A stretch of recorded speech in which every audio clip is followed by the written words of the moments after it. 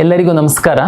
ಕರ್ನಾಟಕ ಪರೀಕ್ಷಾ ಪ್ರಾಧಿಕಾರದ ವತಿಯಿಂದ ಸಾಮಾನ್ಯ ಪ್ರವೇಶ ಪರೀಕ್ಷೆ ಬರೆದ ವಿದ್ಯಾರ್ಥಿಗಳಿಗೂ ಹಾಗೂ ಪೋಷಕರಿಗೂ ಕೆಲವೊಂದು ವಿಷಯಗಳನ್ನು ತಿಳಿಸುವಂತಹ ಪ್ರಯತ್ನ ಮಾಡ್ತಿದ್ದೀನಿ. ತಮಗೆಲ್ಲರಿಗೂ ಗೊತ್ತಿರುವಂತೆ ಕಳೆದ ತಿಂಗಳು ತಾವು CET ಪರೀಕ್ಷೆಯನ್ನ ಬರೆದಿದ್ದೀರಿ. CBSE ವಿದ್ಯಾರ್ಥಿಗಳು, ICSE, ICS ಮತ್ತೆ ಬೇರೆ ಬೇರೆ ರಾಜ್ಯದ ಬೋರ್ಡಿನ ಪರೀಕ್ಷೆಗಳನ್ನು ಬರೆದಂಥ ವಿದ್ಯಾರ್ಥಿಗಳು ತಾವು CET ಬರೆದಿರ್ತೀರ. ತಮ್ಗೆಲ್ಲರಿಗೂ ಗೊತ್ತಿರುವಂತೆ CET ರ್ಯಾಂಕ್ ಅನ್ನು ಕೊಡುವಂಥದ್ದು PUCಯ 50% ಮಾರ್ಕ್ಸು ಮತ್ತು CETಯ 50% ಮಾರ್ಕ್ಸ್ ಅನ್ನು ತೆಗೆದುಕೊಂಡು ನಾವು ವಿವಿಧ ಕೋರ್ಸ್ಗಳಿಗೆ ರ್ಯಾಂಕ್ ಅನ್ನು ಕೊಡ್ತೀವಿ. ಅದರಲ್ಲಿ ವೆಟರ್ನರಿಗೆ ತಮಗೆ ಗೊತ್ತಿರುವಂತೆ ಒಂದು CET PCB ಸಬ್ಜೆಕ್ಟ್ ಅನ್ನು ಆಧರಿಸಿ ಮಾತ್ರ ರ್ಯಾಂಕ್ ಕೊಡುವಂಥದ್ದು.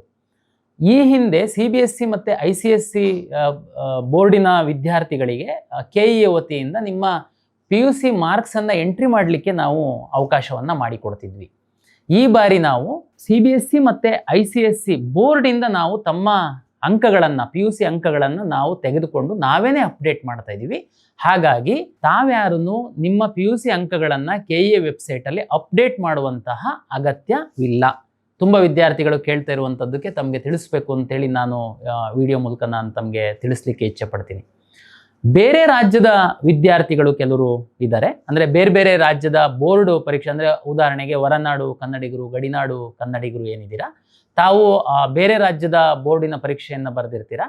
ಆ ರಾಜ್ಯದ ಬೋರ್ಡಿಂದ ಎಲ್ಲ ನಾವು ಮಾಹಿತಿ ಪಡೆಯುವಂಥದ್ದು ಕಷ್ಟ ಆಗಿರೋದ್ರಿಂದ ತಮ್ಗಳಿಗೆ ಮಾತ್ರ ನಾವು ಲಿಂಕನ್ನು ಬಿಟ್ಟಿದ್ದೀವಿ ನಿಮ್ಮ PUC ಅಂಕಗಳನ್ನು ಅಪ್ಡೇಟ್ ಮಾಡುವಂಥದ್ದಕ್ಕೆ. ಇನ್ನೊಮ್ಮೆ ರಿಪೀಟ್ ಮಾಡ್ತೀನಿ, ಕರ್ನಾಟಕ ರಾಜ್ಯದಲ್ಲಿರುವಂತಹ CBSE, ICSE ಮತ್ತು ಕರ್ನಾಟಕ PU ಬೋರ್ಡ್ ನಡೆಸುವಂತಹ ಈ 3 ಬೋರ್ಡ್ ಇಲ್ಲಿ ನಡೆದಿರುವಂತಹ ಪರೀಕ್ಷೆಗಳಲ್ಲಿ ತಾವು PUC ಪಾಸ್ ಆಗಿರುವಂಥವರ ಅಂಕಗಳನ್ನು ನಾವು ಸಂಬಂಧಪಟ್ಟ ಬೋರ್ಡ್ಗಳಿಂದನೇ ತೆಗೆದುಕೊಳ್ತೀವಿ. ಯಾವ ವಿದ್ಯಾರ್ಥಿಗಳು ತಾವು ತಮ್ಮ PUC ಅಂಕಗಳನ್ನು KEA ವೆಬ್ಸೈಟಲ್ಲಿ ಬಂದು ಅಪ್ಲೋಡ್ ಮಾಡುವಂತಹ ಅಗತ್ಯವಿಲ್ಲ. ತಮಗೆ ಇನ್ನೊಂದು ಗಮನಕ್ಕೆ ತರ್ತೀನಿ, ತಾವೀಗಾಗಲೇ CET ಅಪ್ಲಿಕೇಶನ್ನಲ್ಲಿ ತಮ್ಮ ರಿಜಿಸ್ಟ್ರೇಷನ್ ನಂಬರ್ ಕೊಟ್ಟಿದ್ದೀರಾ, ಪರೀಕ್ಷೆಯನ್ನು ರಿಜಿಸ್ಟರ್ ನಂಬರ್ ಕೊಟ್ಟಿದ್ದೀರಾ.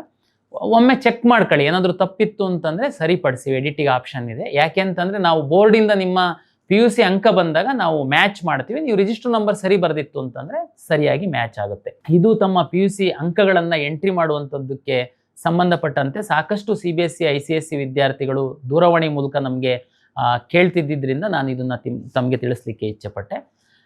ದಾಖಲೆ ಪರಿಶೀಲನೆಗೆ ಸಂಬಂಧಪಟ್ಟಂತೆ ಈ ಹಿಂದಿನ ವಿಡಿಯೋದಲ್ಲಿ ನಾವು ಭಾಳ ಸ್ಪಷ್ಟವಾಗಿ ತಮಗೆ ಮಾಹಿತಿಯನ್ನು ಕೊಟ್ಟಿದ್ವಿ. ಮುಂದುವರೆದು ತಮಗೆ ಹೆಚ್ಚಿನ ಮಾಹಿತಿ ಕೊಡುವಂಥದ್ದು ಅಂತಂದರೆ, ಯಾರು ಅರ್ಜಿ ಸಲ್ಲಿಸುವಂತಹ ಸಂದರ್ಭದಲ್ಲಿ A ಕ್ಲಾಸ್, ಅಂದರೆ ಕರ್ನಾಟಕದ ವಿದ್ಯಾರ್ಥಿಗಳು, ಬಹುತೇಕ ಕರ್ನಾಟಕದ ವಿದ್ಯಾರ್ಥಿಗಳು A ಕ್ಲಾಸಲ್ಲಿ ತಾವು ಅರ್ಜಿಯನ್ನು ಸಲ್ಲಿಸಿರ್ತೀರ. ತಾವು ಕ್ಯಾಸ್ಟು, ಇನ್ಕಮ್ಮು, 371J ಏನು ನೀವು ಆನ್ಲೈನಲ್ಲಿ ಕಂದಾಯ ಇಲಾಖೆಯಿಂದ ಸರ್ಟಿಫಿಕೇಟನ್ನು ತೆಗೆದುಕೊಂಡಿರ್ತೀರ, ಅದನ್ನು ನಾವು ಬ್ಯಾಕ್ ಎಂಡಲ್ಲಿ ತಂತ್ರಾಂಶದ ಮೂಲಕನೇ ನಾವು ಈಗಾಗಲೇ ವೆರಿಫೈ ಮಾಡಿದ್ದೀವಿ. ಕನ್ನಡ ಮೀಡಿಯಮ್ಮು, ರೂರಲ್ಲು ಮತ್ತು ಲಿಂಗ್ವಿಸ್ಟಿಕ್ಕು ಮತ್ತು ರಿಲಿಜಿಯಸ್ ಮೈನಾರಿಟಿಗೆ ಸಂಬಂಧಪಟ್ಟಂತೆ ತಾವು ಸ್ಟಡಿ ಸರ್ಟಿಫಿಕೇಟನ್ನು ತಗೊಂಡಿರ್ತೀರ, ತಾವು ಅದನ್ನು ಕ್ಲೈಮ್ ಮಾಡಿರ್ತೀರ. ತಮಗೆಲ್ಲರಿಗೂ ನಾವು ಹೇಳಿದ್ವಿ ತಮ್ಮ ಕಾಲೇಜಲ್ಲೇ ತಾವು ದಾಖಲೆಯನ್ನು ಪರಿಶೀಲನೆ ಮಾಡಿಕೊಳ್ಳಿ ಅಂತೇಳಿ. ಅದನ್ನ ಈಗಾಗಲೇ ಬಹುತೇಕ ಮಾಡಿಕೊಂಡಿದ್ದೀರಾ. ಯಾರಾದ್ರೂ ಮಾಡ್ಕೊಂಡಿಲ್ಲ, ಈಗ ಎಡಿಟ್ ಆಪ್ಷನ್ ಇದೆ, ನಾವು ಮೊದಲು ರೂರಲ್ ಹಾಕಿರಲಿಲ್ಲ, ಈಗ ನಾನು ರೂರಲ್ ಹಾಕಿದ್ದೀನಿ ಅಂತಂದರೆ ಅಡ್ಡಿ ಇಲ್ಲ. ತಾವು ರೂರಲ್ ಹಾಕಿರ್ತೀರ, ತಾವು ತಮ್ಮ ಕಾಲೇಜಿಗೆ ಹೋಗಿ ವೆರಿಫಿಕೇಷನ್ ಮಾಡಿಸ್ಕೊಳ್ಬೋದು. ಒಂದ್ಸರಿ ಪ್ರಿನ್ಸಿಪಾಲು ತಮ್ಮ ಒಂದು ದಾಖಲೆಗಳನ್ನ ಪರಿಶೀಲನೆ ಮಾಡಿ ಅವ್ರ ಲಾಗಿನ್ನಲ್ಲಿ ಹೋಗಿ ವೆರಿಫೈಡ್ ಅಂತ ಕೊಡ್ತು ಅಂತಂದರೆ ನಂತರ ತಾವು ತಮ್ಮ ಅಪ್ಲಿಕೇಶನ್ ನೋಡಿದರೆ ಕ್ಲೈಮ್ಡ್ ವೆರಿಫೈಡ್ ಅಂತ ಬಂದಿರುತ್ತೆ. ಉದಾಹರಣೆಗೆ ನಾವು ತಮ್ಮ ಅಪ್ಲಿಕೇಶನ್ನಲ್ಲಿ rural claimed verified, Kannada medium claimed verified ಅಂದರೆ ವೆರಿಫೈ ಆಗಿದೆ, ಅದು ಸರಿ ಇದೆ ಅಂತ ನಿಮ್ಮ ರಿಸರ್ವೇಷನ್ಗೆ ಕನ್ಸಿಡರ್ ಆಗುತ್ತೆ. A ಕ್ಲಾಸನ್ನು ಹೊರತುಪಡಿಸಿ ಇರುವಂತಹ B, C, D, Z ತನಕ ಬೇರೆ ಬೇರೆ ಕೆಟಗರಿ ಇರುವಂತಹ ವಿದ್ಯಾರ್ಥಿಗಳಿದ್ದೀರಾ. ತಮಗೆ 5ನೇ ತಾರೀಕಿಂದ 15ನೇ ತಾರೀಕಿನವರೆಗೆ, ಇವತ್ತಿನವರೆಗೆ ತಾವು ಸ್ಲಾಟನ್ನು ಬುಕ್ ಮಾಡಿ ತಾವು KEAಗೆ ಬಂದು ದಾಖಲೆಗಳನ್ನು ಪರಿಶೀಲನೆ ಮಾಡ್ಕೊಳ್ಳುವಂಥದ್ದಕ್ಕೆ ತಮಗೆ ತಿಳಿಸಿದ್ವಿ. ಸಾಕಷ್ಟು ವಿದ್ಯಾರ್ಥಿಗಳಿಗಾಗಲೇ ಮಾಡಿಸ್ಕೊಂಡಿದ್ದೀರಾ. ಮುಂದುವರೆದು ಅದನ್ನು 20ನೇ ತಾರೀಕಿನ ತನಕ ನಾವು ದಿನಾಂಕವನ್ನು ವಿಸ್ತರಿಸಿದ್ದೀವಿ. ಯಾರಾದರೂ ದಾಖಲೆ ಪರಿಶೀಲನೆ ಮಾಡ್ಕೊಂಡಿಲ್ಲ ಅಂತಂದರೆ ತಾವು 20ನೇ ತಾರೀಕಿನ ತನಕ KEA ವೆಬ್ಸೈಟಲ್ಲಿ ಹೋಗ್ಬಿಟ್ಟು ಅಪಾಯಿಂಟ್ಮೆಂಟ್ ತಗೊಂಡು ತಾವು ದಾಖಲೆಯನ್ನು ಪರಿಶೀಲನೆ ಮಾಡಿಕೊಳ್ಳಬಹುದು. ಇನ್ನು A ಕ್ಲಾಸಲ್ಲಿರುವಂತಹ ವಿದ್ಯಾರ್ಥಿಗಳು ಮತ್ತು ಕೆಲವು ಬೇರೆಯವರು, ಕೆಲವು ಎಕ್ಸ್ ಸರ್ವಿಸ್ ಮೆನ್ ಮಕ್ಕಳು ಮತ್ತು ಸ್ಕೌಟ್ಸ್ ಆ್ಯಂಡ್ ಗೈಡ್ಸು, ಈ ಥರ ಬೇರೆ ಬೇರೆ ತಾವು ವಿಶೇಷ ರಿಸರ್ವೇಷನನ್ನು, ವಿಶೇಷ ಸಾಧನೆಗಳಿಗೋಸ್ಕರ ತಾವು ಸರ್ಟಿಫಿಕೇಟ್ ಏನಿತ್ತು NCC ಡಿಫೆನ್ಸು, ಎಕ್ಸ್ ಡಿಫೆನ್ಸು ಈ ಥರದ್ದೆಲ್ಲ ತಾವು ಕ್ಲೈಮ್ ಮಾಡಿದ್ರಿ. ತಮ್ಗಳಿಗೆ ದಾಖಲೆಯನ್ನು ಸಲ್ಲಿಸುವಂಥದ್ದಕ್ಕೆ ನಾವು ಹೇಳಿದ್ವಿ. ಈಗಾಗಲೇ ದಾಖಲೆಗಳನ್ನು ಸಲ್ಲಿಸಿದಿರ ಪ್ರಾಧಿಕಾರಕ್ಕೆ. ತಾವು ಕೊಟ್ಟಿರುವಂತಹ ದಾಖಲೆಗಳನ್ನು ಆಯಾಯ ಇಲಾಖೆಗೆ, ಉದಾಹರಣೆಗೆ ಡಿಫೆನ್ಸ್ ಕ್ಲೈಮ್ ಮಾಡಿತ್ತು ಅಂತಂದರೆ ಆ ಡಿಫೆನ್ಸ್ ಅವರಿಗೆ ನಾವು ಕಳಿಸಿ ಪರಿಶೀಲನೆ ಮಾಡಿ ನಿಮ್ಮ ರಿಸರ್ವೇಷನ್ ನೀವು ಎಲಿಜಿಬಲ್ ಇದ್ದೀರಾ ಇಲ್ವಾ ಅನ್ನುವಂಥದ್ದು ನಾವು ಸದ್ಯದಲ್ಲೇ ವೆಬ್ಸೈಟಲ್ಲಿ ಪಬ್ಲಿಷ್ ಮಾಡ್ತೀವಿ. ಸ್ಪೋರ್ಟ್ಸ್ ಕ್ಲೈಮ್ ಮಾಡಿರುವಂತಹ ವಿದ್ಯಾರ್ಥಿಗಳಿಗೆ ಒಂದು ವಿಶೇಷವಾದ ಮಾಹಿತಿ. ತಮಗೆ ಇಲ್ಲಿವರೆಗೆ ನಾವು ಸ್ಲಾಟ್ ಕೊಟ್ಟಿರಲಿಲ್ಲ. ನಾಳೆಯಿಂದ 20ನೇ ತಾರೀಕಿನ ತನಕ ಸ್ಪೋರ್ಟ್ಸ್ ಕ್ಲೈಮ್ ಮಾಡಿರುವಂತಹ ವಿದ್ಯಾರ್ಥಿಗಳ ದಾಖಲೆ ಪರಿಶೀಲನೆಯನ್ನು ಪ್ರಾಧಿಕಾರದ ವತಿಯಿಂದ ನಡೆಸಲಾಗ್ತಾ ಇದೆ.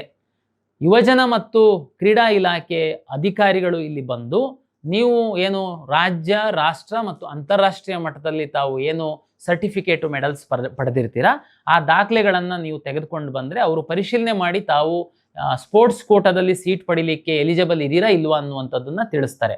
ದಯಮಾಡಿ ಸ್ಪೋರ್ಟ್ಸ್ ಕ್ಲೈಮ್ ಮಾಡಿರುವಂತಹ ವಿದ್ಯಾರ್ಥಿಗಳು ತಾವು KEA ವೆಬ್ಸೈಟಲ್ಲಿ ಹೋಗಿ ನಾಳೆಯಿಂದ ತಾವು 20ನೇ ತಾರೀಕಿನ ತನಕ ಅಪಾಯಿಂಟ್ಮೆಂಟ್ ತಗೊಳ್ಬೋದು. ತಾವು ಅಪಾಯಿಂಟ್ಮೆಂಟ್ ತಗೊಂಡು ಪೂರಕ ದಾಖಲೆಗಳೊಂದಿಗೆ ತಾವು ಕರ್ನಾಟಕ ಪರೀಕ್ಷಾ ಪ್ರಾಧಿಕಾರದ ಕಚೇರಿಗೆ ಬಂದರೆ ನಾವು ದಾಖಲೆಯನ್ನು ಪರಿಶೀಲನೆಯನ್ನು ಮಾಡ್ತೀವಿ. ಇದು ಸ್ಪೋರ್ಟ್ಸಿಗೆ ಸಂಬಂಧಪಟ್ಟಂತೆ. ಬಹುತೇಕ ದಾಖಲೆ ಪರಿಶೀಲನೆಗೆ ಸಂಬಂಧಪಟ್ಟಂತೆ 20ನೇ ತಾರೀಕೊಳಗೆ ನಮ್ಮದು ಎಲ್ಲದನ್ನು ಮುಗಿಯುತ್ತೆ. ಕೆಲವರು ದೂರವಾಣಿ ಮೂಲಕ A ಕ್ಲಾಸ್ ಕ್ಲೈಮ್ ಮಾಡಿರೋರು ದಾಖಲೆ ನಾನು ಈಗಾಗಲೇ ಕ್ಲಾರಿಫೈ ಮಾಡಿದ್ದೀನಿ. ತಾವು A ಕ್ಲಾಸಲ್ಲಿರುವಂತಹ ವಿದ್ಯಾರ್ಥಿಗಳು ನೀವು ಇಲ್ಲೆಲ್ಲೂ ಬರುವಂಥ ಅಗತ್ಯ ಇಲ್ಲ. ತಮ್ಮ ಕಾಲೇಜ್ ಪ್ರಿನ್ಸಿಪಾಲೇನೆ ವೆರಿಫೈ ಮಾಡ್ತಾರೆ. ದಾಖಲೆ ಪರಿಶೀಲನೆ ಮಾಡುವಂಥದ್ರ ಬಗ್ಗೆ ತಮಗೆಲ್ಲ ಸ್ಪಷ್ಟತೆ ಬಂದಿದೆ ಅಂತೇಳಿ ನಾನು ಭಾವಿಸ್ತೀನಿ.